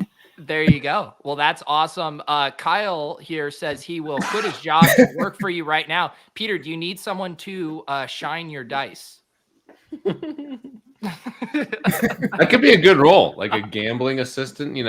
Get some cards, keep the dice going. I mean, it's like Snoop Dogg had his blunt roller, and Jennings has his dice holder. Makes there sense. you go. I do need Mogul dice. Yeah. Bethany, we have not. Last time you were on the show was before you ran the London Marathon. Tell us about that experience. Yes, that was like 6 months ago. when I was only running 5 miles or so. And about a month and a week ago, I went 26 miles. So that happened. And it was a long day because I'm slow and have lots of injuries and had to stop and walk and then walk a lot and then met some really cool people. And the British spectators are so proper. Instead of being like, woo, Bethany, they're like, well done. Brilliant. Amazing. Keep Beautiful. going. And so it was really nice. And it was just very meaningful. Like I had run for a charity for Team World Vision, and I'm not sure how many children I had sponsored in May. I think No Smoke had just sponsored one. I think he was like the 7th or the 8th, and I ended up sponsoring 30 by race day. Wow. So so that was really great. That's awesome. I just did a calculation. Ethereum is so high that it's only 0.01 ETH to sponsor. No, 0.1 ETH. Sorry, not 0.01. 0.01 for like a month, but 0.1 ETH for like one kid for 1 year. So my little page is still open. That's awesome. And if you're looking if for anybody wants to jump on that bandwagon and be part of my story. I'll pump you up, Bethany. If you're looking to for charity, if you use ETH to do that, if they accept ETH, they are not that advanced. Right. I tried. Yes, we will get the link posted here. So what did you say? Is it $500? It's $468. We'll say $469. I mean, seriously, that's a brand new miss by them. $469. So that's not even 10 ENS tokens at this point. So I mean, easy decision. Awesome work. You told me Jack could sponsor 3 kids. I do. Well, I gotta pay gas. I know. The gas is cute. I got a Uniswap. Take 2 kids and then save. You're telling me? For, did Pete tell you how ENS rich he was, or is that's private information, not public to the blockchain? Please don't dox me, bro, dude. Ooh, And only some of it is mine. Half of it is man's. The man's not Eve. Emang, I feel like, are you the most frequented VIP guest on the show? I feel like you've been on the show. Is this your 4th appearance? At least, yes. At least I might have lowballed it there. Big fucking flex alert. Well, now that I'm thinking about it, because Blair was just saying, like, because it was at least the last 3 times, because there was after the NBL tennis match, and then there was the earbud incident, right? Oh, we can never forget. Right, yeah. So, and then there was like a couple weeks ago, and then before that was the number 12 Mellow pool. Oh yeah. And then I think there might have been one in between there somewhere. So like 4, maybe 4. I feel like your set keeps improving every time. Now we have the strobe lights. I remember kind of the addition of the wood paneling. Now, if I may just punch it up slightly here, I think it'd be incredible if you got an actual mannequin for your Cool Cats jersey behind you. We could probably arrange that. I think you should just pay someone to stand there during the live streams. I am not that ENS rich. Yeah, that might be creepy. I think that's creepy sorry, Jenny will hire for you. An actual person might be creepier. I think It'd be kind of cool. In the same way, Jack, that Planet Hollywood has the dancers above the blackjack tables. I think anytime D-Man comes on the show, he should just have a dancer in a Cool Cats jersey. Yeah, she's just standing back there doing some moves, Yeah, there you go. Pump our bags, man. I didn't set my primary ENS. Is that why I got no token? Yeah, you have to set the reverse registrar. Rugged again. All right, guys. I think we know what time it is. It's We have to pay gas. Fuck this rug. Yo, what up? It's DJ Pete Overzat. Welcome to the club. We didn't think things were gonna get popping tonight, but it's about to get lit. Behind door number 2, it's a 3-pointer. 13-25, Kevin Durant. Let's go. We're gonna gonna get a LaMelo. We're gonna get a Luka. We're gonna get a LeBron. Click the reveal. Let's go. God damn it! I don't need another layup. To the window. To the wall. The De'Aaron Fox stripped down my ball. 293 assists. Everybody get their drinks. Let's get a cheers tonight before we open up these 9 packs. Cheers, cheers, cheers. Cheers. Thank you guys for joining us. I see, Bethany, you got your Club Top Shot hat as a prop back there behind you. What are you drinking? Was that a martini? It is like everything I could find that might work with tequila. I don't have Los Dos yet, but I have like some Casamigos. Oh, that'll work. Yeah, Ooh, and we got the pub. I used my dog as a mannequin for my Dirk jersey. Nice. He looks like Andy feels tonight on the show, just completely knocked out. Andy's spirit animal. Oh my God, he's so cute. Thanks. All right, guys. I think we should open some packs. I know you guys have been sitting on some here. Who wants to kick us off? Oh no! Not all at once. No one wants to jump in. All right, I'll go. Okay, D-Mang, the man with the strobe lights. I refuse to give you instructions on how to do this because you've been on this show more than Peter Jennings has. I may forget how to do the audio if you don't tell me though. I can't. Right. I absolutely can't. Anyone else? I will tell Peter how to do a screen share before I tell you. I'm so afraid I won't be able to do it. But I'm gonna try. I mean, we could open packs or we could just watch more Island Boy cameos. I mean, those are all right, so let definitely need to open packs in. D-Meg, if you want, I will take the fall. Pete, I need you to walk me through it for his sake. So you get your walkthrough. All right. I will do this. I will do this for the people. Jacob, I want you to take your mouse and I want you to slowly bring it down, not too quickly because you'll fly past the browser and probably down into your kind of dock. So then I want you to click the share button there. It's a little plus on a monitor. It's screaming at you, begging to click. Now, when you click here, I want to make sure, first of all, that you don't do window, that you don't open up Twitter in light mode, that your DMs aren't showing, okay? None of this stuff, all right? You need to do Chrome tab only, and I need you to have Top Shot pre-open, not all the other freaky shit you're looking at in your browser throughout the day, all right? I know, I can see it over there in your eyes. You look at some freaky shit. Jacob, I know you work for Lucky Trader now, but on your free time, you look at freaky shit. Do not share that freaky shit. Share the Top Shot tab. We are opening packs here. No freaky shit, Jacob. All right, you did it. You forgot to tell me to click the audio tab, but it looks like, I don't know if it's something I did or something you did, but it was pre-clicked. I think the StreamYard devs watch so many of my shows and realize that they just needed to default the audio to selected. Look at this stash, this freaky shit stash you're sitting on. Yeah, I mean, it's nothing like, Andy or MBL or anyone, but I got some stuff. Andy is Andy's pack poor. He's a no packer. I have no packs. Andy's the poorest packer I know. I still have a Deck the Hoops we should open one day with Cuban. How about tonight? Ooh. Okay, Jacob, right. What are you going to grace us with tonight? Do you want just a base set Series 3 or should we go for the archive?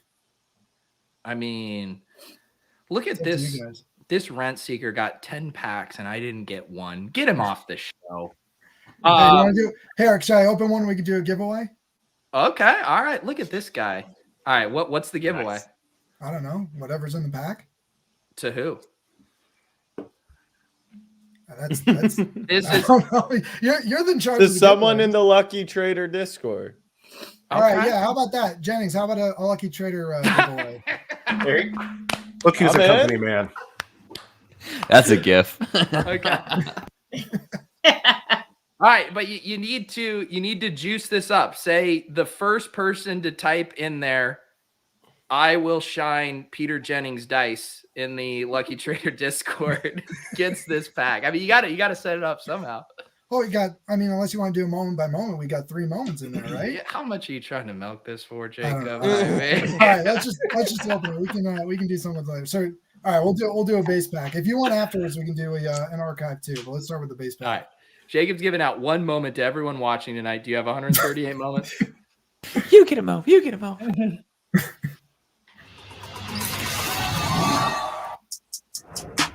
All right, someone pick a number from 1 to 3. 1. 3. 10. I heard Bethany first. Tyler Hero, the nice. original face of Top Shot, a man whose cereal I once bought. Like Lucky Grandma. Charms. Right? Wasn't he like Golden Grams. at one point? It was like a Tyler Hero was a huge pull. Tyler Hero did not. Because everyone thought he was going going to pump our bags.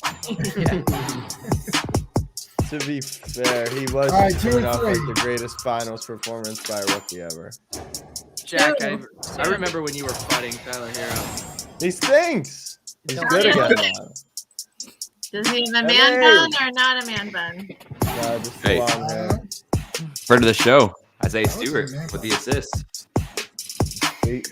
Ooh. I prefer Kelly Olynyk's run it back moment, which I regrettably traded for. I'm the only one in the world to ever trade for Kelly Olynyk's run it back moment. Knicks, Julius Randle. Julius Randle. Ooh. Second team All NBA, I'll Julius take that one. Randle. Jack, didn't you say you thought he was going to be better than LeBron when it's all said and done? No, people are calling him lefty LeBron. That's the Is that accepted statement. It's just people. Someone's What- saying that. What people? The people on the internet. Very. All right, So that was this fine. is- Should we that's do a Do, series do one three. more, Jacob. Do one more. Let's do the archive. Let's do the archive. Let's go deep back into that grainy footage. I'm waiting for this one to open this archive pack right here. Here it is. Oh! Oh, let's fucking go! Wow. Oh, Wow.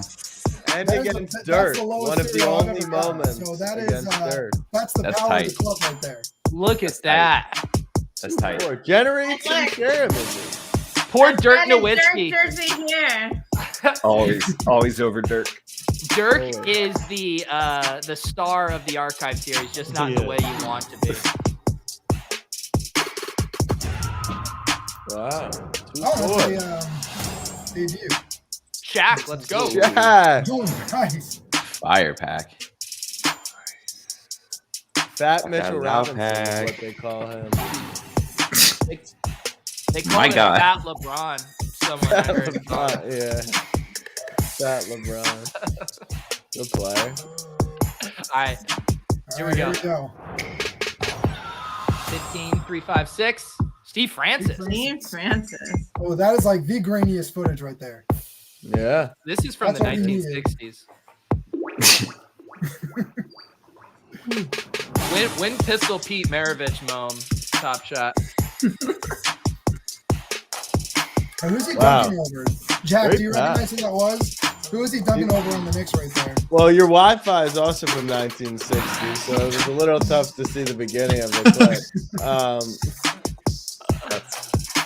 Very nice. Very nice. Great pack. That number 24 poll. 24. Yeah, that was awesome. That was That's nice. the one you're giving away, right? No, it's the base pack. Oh, That's so generous of you. Oh, wow. Welcome Wow. to What, being you're an not giving out an influencer, Embiid MGLE? Jacob said, fuck I Lucky didn't get Trader. any ENS, okay? I don't have any ENS tokens. I'm not rich. But you do have a pull-up bar in your office, and that means you have generational health, and that's all that matters, Jacob. Well, look, nobody's going on podcasts talking about my abs, all right, Pete? I mean, I will. Trust me, I will. From now on, I'm going to start every show talking about your Yeah, abs, don't Jacob. tempt him. All right. D-Mang or Bethany? Who's going next here? You guys are so indecisive tonight. Jennings, do you have some dice you could bust out? Evens are Bethany, odds are D-Mang. I'll go. Okay. Okay. I'm gonna teach you guys this dice game, and you're just gonna all you're going to do is play What's dice. it? What is it? Liar's Dice? We play Pig. It's like you roll to 100. What? There's a lot of nuance to it, a lot of different things. It's fun. You play per point. Yeah. Sounds fucked up, dude. Dude, it's great. How are you? Did you even enjoy the game, Pete? I had the best time. It was awesome. Well, how much did you have riding on the game itself versus the dice? The dice were higher stakes. But we had a great crew. We were celebrating Bill Prate. He made a deep run, third in the 25K PLO. Is pretty legit. Can I ask? I saw that going around on Twitter. What 25K entry? 25K. Yeah, he bought in twice actually. So he was in for 50,000, and he got third for like 538,000 or something. That's nice. Is that a relatively small tournament or that's a big tournament? It's the biggest Omaha tournament. Gotcha. Okay. Yeah, and he's a great player. All the guys that we go to the gym and play basketball every day, and so a lot of us had pieces of him. It was fun. Nice. Jack, we had an insane game the other day. We need to bring Jack out here. We need to bring the squad.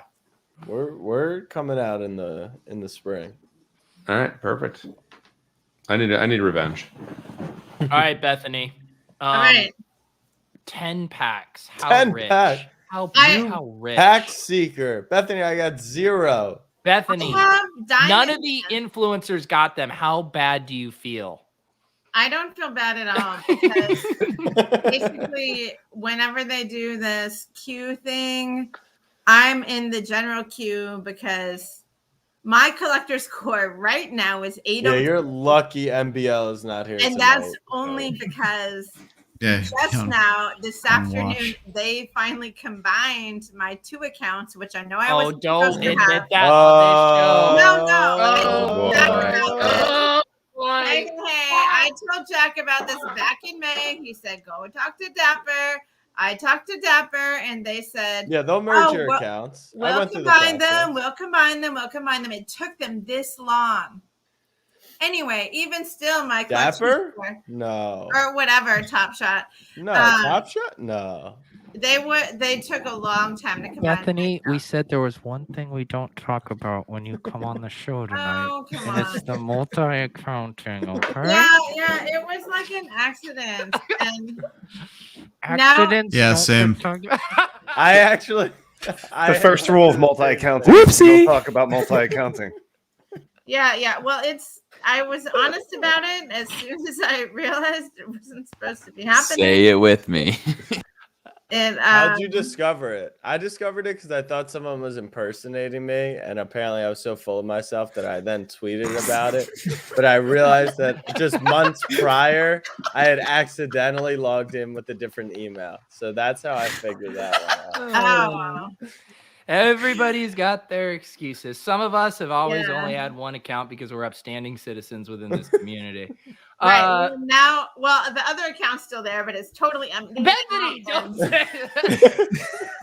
say that.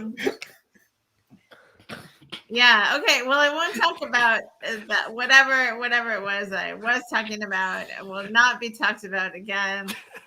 Ever.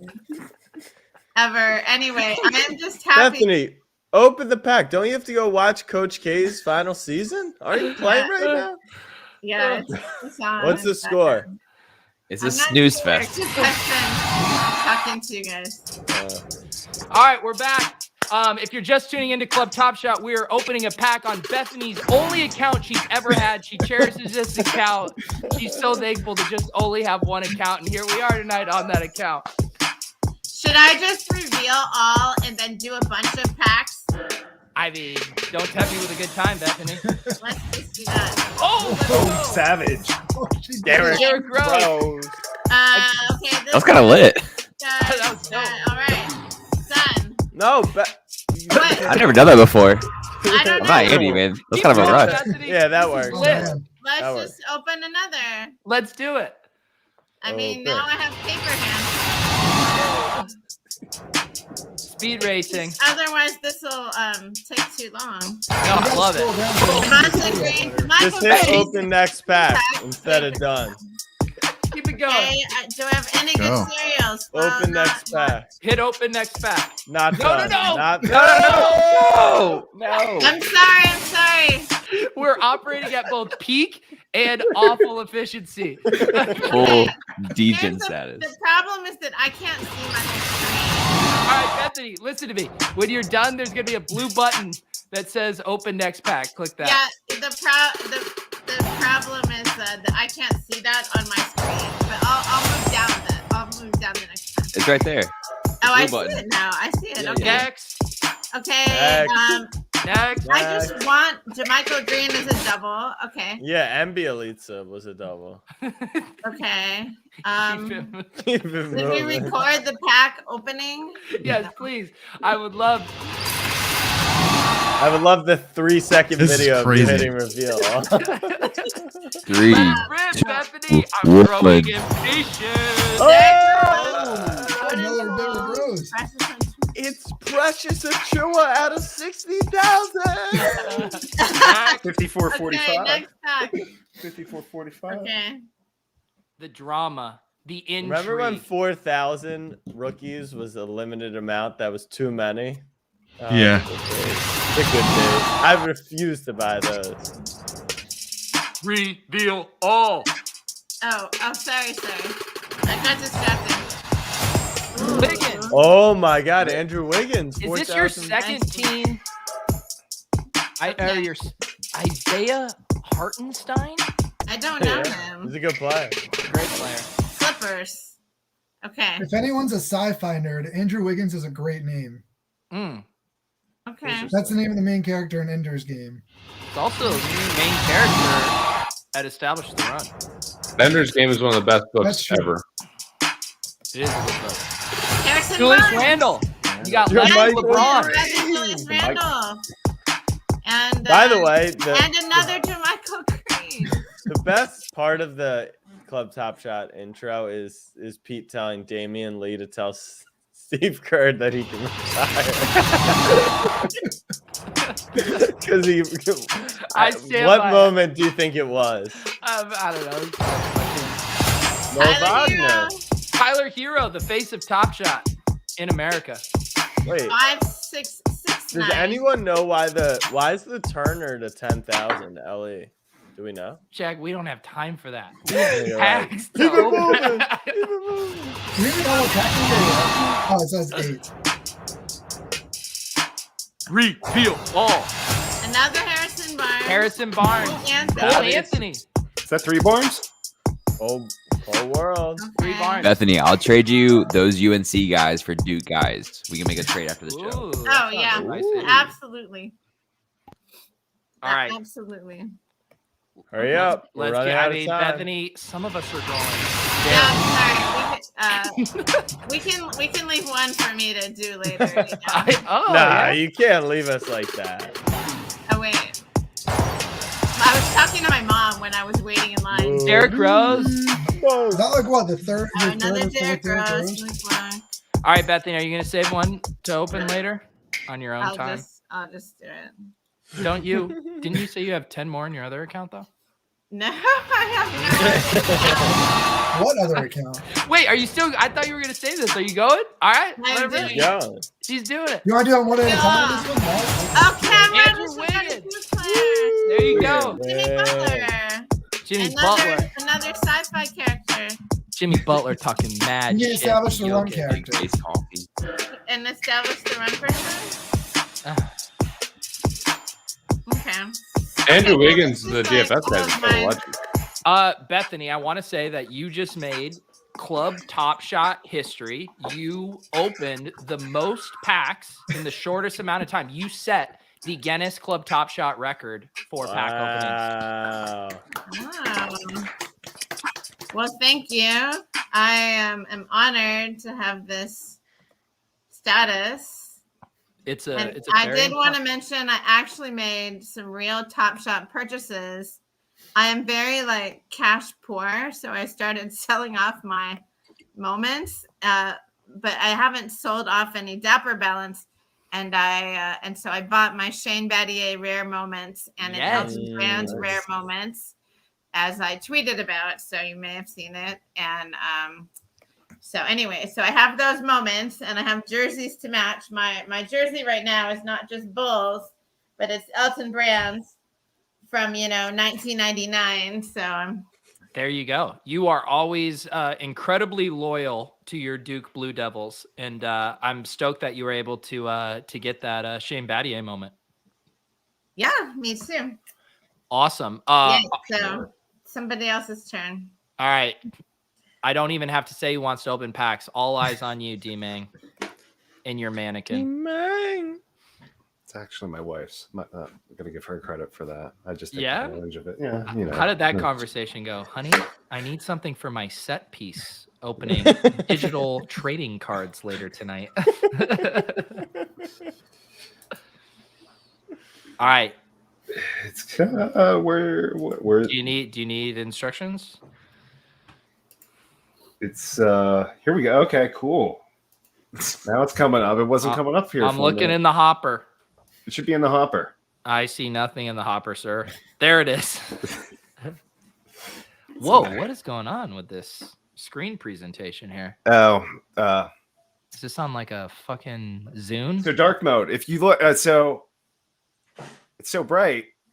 Look at the camera. Like I need a tan. If it's so, this is dark. This is dark mode. It has to be dark mode. Okay. Or 3,000 Kelvin. Like it. All right. It's got to be that way.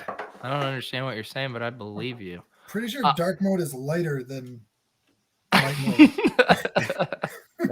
That's too much Los Dos for that one. It's weird. How about some Wade? What do we think about Wade? Let's do. I'm feeling some vibes that are less contemporary and more vintage. 25th best player in NBA. Wow, this lighting scheme here is throwing me for a loop. I feel like I'm watching a Top Shot opening on a fucking Atari right now. Yeah, I do not feel comfortable with this. What is this single black vibe? I think I'm gonna have to call somebody after this. I need to talk to someone. This was not Roham's true vision. Andy. Just your therapist. Yeah. Wait. Is Roham my therapist? I didn't realize that. All right. Yo, dude, did you just reveal all on that? That was fucking badass, bro. Go next back. We're just gonna do some Wades now. Inspired by wants Bethany. to beat me with the pack opening. I didn't realize there was one moment in this pack actually. I got really excited to get you got the flashed and it was suspense down. just his number at first. Was that like, you got 240,000 cereal? All right. How did you get all these waves, dude? Pre-order. I pre-ordered the 3. I waited for like 2.5 hours to get a pack, but I did not get one of the 10 packs in the last drop. So I feel fortunate for the 3 that I got there. Let's do Oh, you have a Cool Cats pack sitting there? I do. No, dude, can we do Cool Cats music tonight? I need it. I need it. And you need to pull a Devonta Booker, and Jennings will tell you to sell it for fucking who $4. Booker? Try that again. The running back on the Giants? He's a great running back. It's been a long season, all right? He's getting a nice workload, all right? He's averaging like 6 catches a game. Give me a break. Okay, all right. Oh, nice. That's Betamax they were recording on, huh?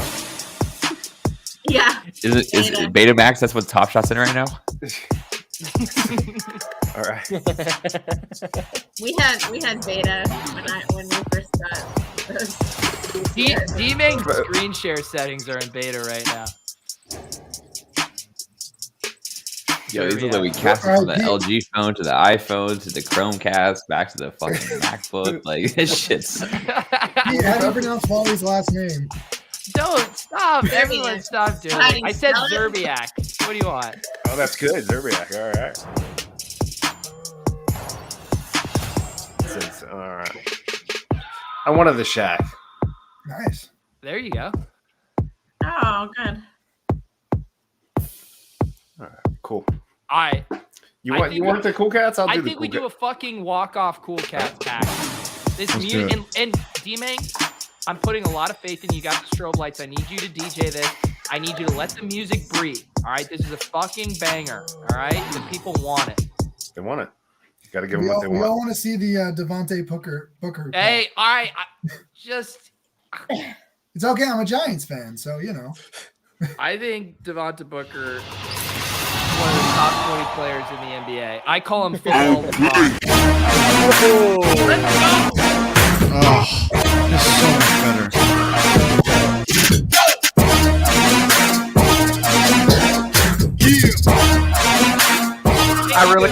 It's just so loud I can't hear anything. That no one cared. We just wanted it blasted.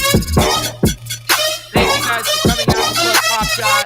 Thank you to D-Mang, Stephanie, Jacob, the whole crew. The cool cat.